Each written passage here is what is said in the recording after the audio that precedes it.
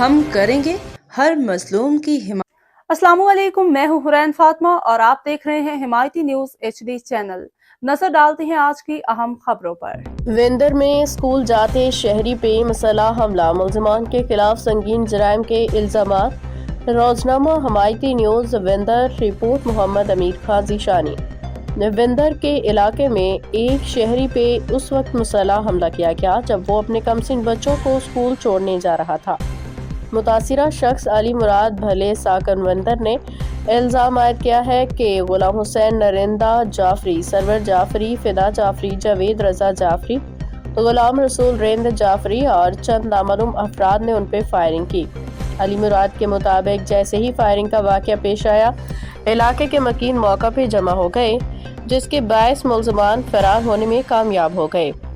متاثرہ شہری جان بچا کے گھر پہنچا اور بادیسن تھانے جا کے واقعے سے متعلق NC درج کروائی گئی۔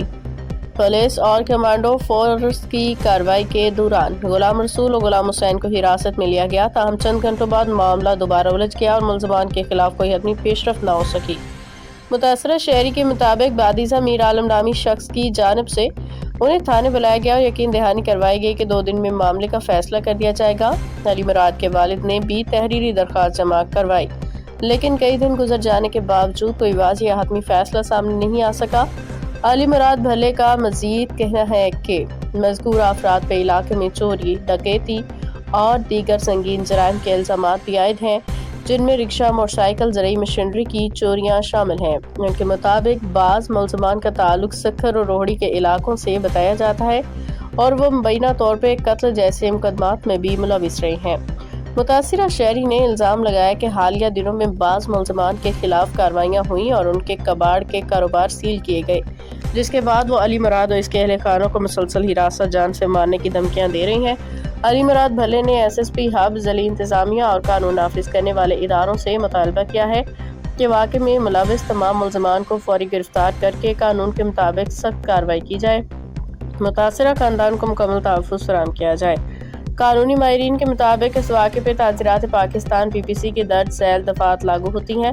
دفعہ 324 قتل کی نیت سے فائرنگ یا اقدام قتل، دفعہ 34 مشترکہ نیت، دفعہ 506 جان سے مارنے کی دھمکیاں، دفعہ 148 149 مسلح ہو کے حملہ اور غیر قانونی اجتماع۔